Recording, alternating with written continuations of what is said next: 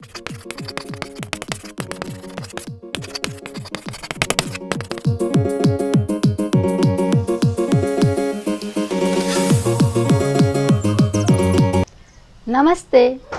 तो आज 10वीं कक्षा और बाकी छोटी कक्षाओं में भी सिखाया जाता है, इंग्लिश में तो होता ही होता है, सूचना लेखन। सबसे आसान लेखन कौशल है जो सबसे कम शब्दों में लिखा जाता है। अभी कोविड-19 के दौर में आप रोज़ ही आपको सूचित किया जाता है, या कोई कोविड-19 का शिकार हो जाता है तो उसके घर के आगे उसको सूचना दी जाती है और सबको भी सूचित किया जाता है।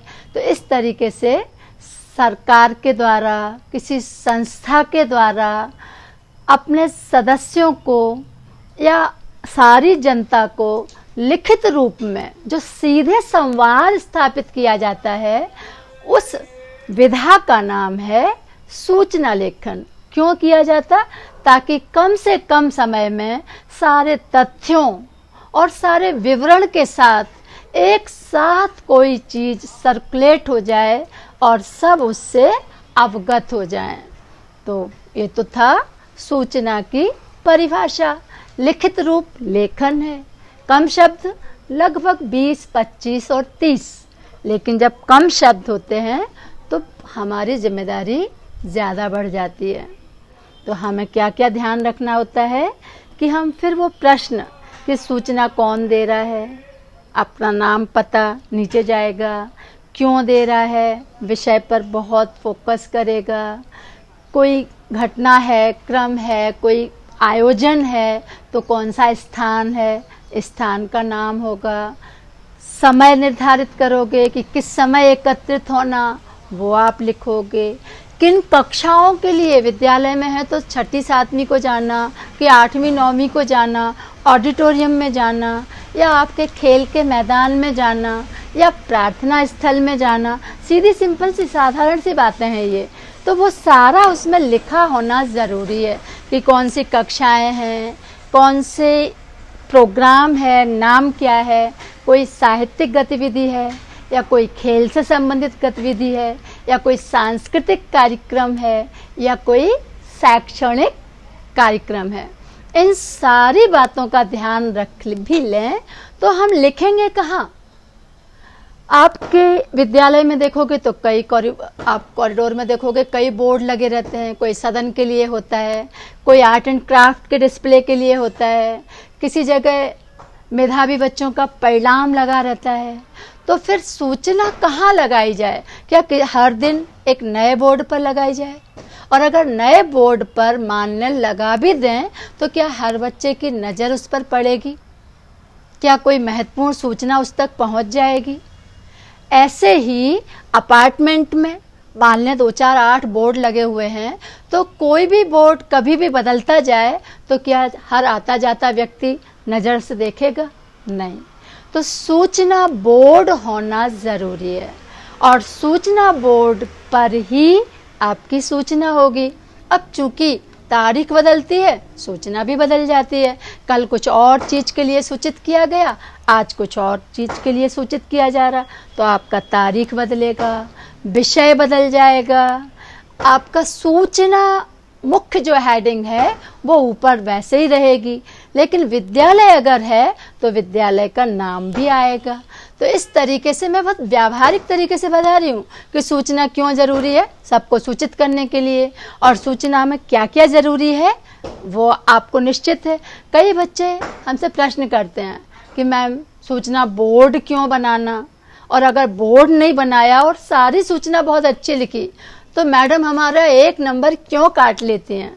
तो सीधा सा सवाल है कि अगर बोर्ड नहीं होगा तो आपके दूसरे लेखन कौशल और सूचना लेखन में अंतर क्या रह जाएगा। और दूसरा जो बात मैं बता रही हूँ कि कॉरिडोर में अगर सूचना बोर्ड नहीं है तो आप किस बोर्ड पर देखोगे?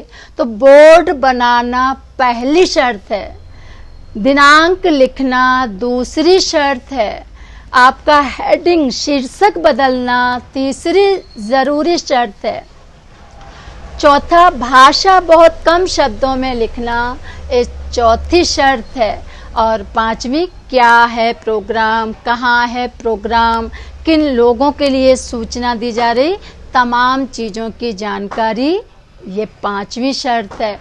और 6वीं सबसे बड़ी कि जैसे ही आपकी सूचना पूरी होती है, आप कोई ऐरा गैरा नत्थु खैरा सूचना नहीं लिखेगा कि सूचना कोई भी लिख दे।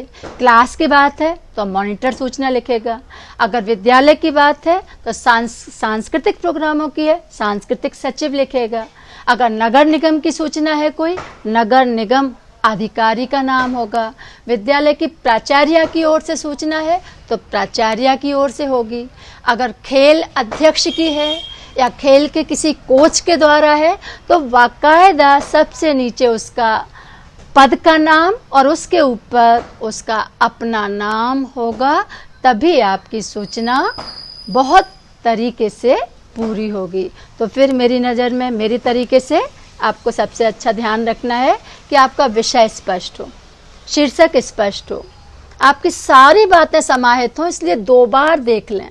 पुनरावलोकन सूचना में ज़रूरी है, क्योंकि अगर आपने कोई एक पॉइंट भी छोड़ दिया तो 5 नंबर में से आपका परीक्षक, आपके शिक्षक 1 नंबर सीधा काट लेंगे, क्योंकि उसको सही तरीके से सूचना नहीं मिल पाएगी। फिर भाषा और शब्दावली, ना ही इधर भाषा को अलंकारिक करना है, ना ही इधर अपनी विद्वता का प्रदर्शन करना है, सीधे सरल अंदाज में हर व्यक्ति उसको समझ ले, संभ्रांत और शिष्ट भाषा का प्रयोग करते हुए आपको लिखना है। प्रवाह हर एक लेखन कौशल में ज़रूरी है, तो आपका प्रवाह भी हो, तारतम्यता भी हो, नाम पता पद सब बराबर है, तो 5 में 5 अंक भी बिल्कुल निश्चित हैं। तो आप ध्यान से सुनिएगा। प्रारूप 2 अंकों का होता है, विषय वस्तु उसमें भाषा भी आती है, व्याकरणिक त्रुटियां भी समाहित होती हैं, वो भी 2 नंबर की है, और आपका समापन उसमें आपका सारा कुछ देखा जाता है। सरसरी निगाह से टीचर देख लेती है कि जो सूचना आप दे रहे हैं वो सही तरीके से पर्टिकुलर संस्था, पर्टिकुलर समाज या उस बच्चों उस कक्षा के बच्चों तक पहुंच रही है, ये ध्यान रखने की बातें हैं। और मुझे लगता बहुत आसान तरीके से आपको सूचना समझ में आ गई होगी। मैं एक सूचना आपको पढ़ के सुना रही हूँ, जिससे आपको बहुत अच्छे तरीके से समझ में आ जाए। सूचना है, प्रधानाचार्य की ओर से अन्य विद्यालयों के लिए अपने यहाँ हो रही अंतर विद्यालयी नाटक प्रतियोगिता संबंधी सूचना तैयार कीजिए। प्रश्न सुन लिया आपने? सुने। विवेकानंद विद्यालय नंदनगर दिल्ली सबसे ऊपर, उसके नीचे सूचना, फिर विषय है अंतर विद्यालयी नाटक प्रतियोगिता, फिर जो तारीख है आपकी वो तारीख आप डाल दें, फिर उसके नीचे सभी विद्यालयों को सूचित किया जाता है, इसमें सभी विद्यालय शामिल हैं। हमारे विद्यालय में एक अंतर विद्यालयी नाटक प्रतियोगिता का आयोजन 5/9/2020 को प्रातः 10 बजे किया जाएगा। प्रतियोगिता में भाग लेने के इच्छुक विद्यालय शीघ्र ही कार्यालय में संपर्क करें। विशेष जानकारी कार्यालय द्वारा प्रेषित की जाएगी। नीचे प्रधानाचार्य और उनका नाम, ये प्रधानाचार्य की ओर से थी, इन्होंने कुछ जानकारी कार्यालय से लेने के लिए बात की। तो इस तरीके से आपकी छोटी सी क्रिस्प सी जानकारी दी गई। एक और सूचना है, उपायुक्त दिल्ली नगर निगम द्वारा सफाई कर्मचारियों हेतु सूचना लिखिए। अब हेडिंग क्या बनेगी? दिल्ली नगर निगम लाजपत नगर सूचना, फिर नीचे अधिकारियों का निरीक्षण, फिर लेफ्ट साइड बाईं तरफ दिनांक, जो भी दिनांक है लिख दें। फिर सभी सफाई कर्मचारियों को सूचित किया जाता है कि उच्चाधिकारी उनके कार्य से असंतुष्ट हैं। ये अधिकारी किसी भी दिन निरीक्षण के लिए आ सकते हैं।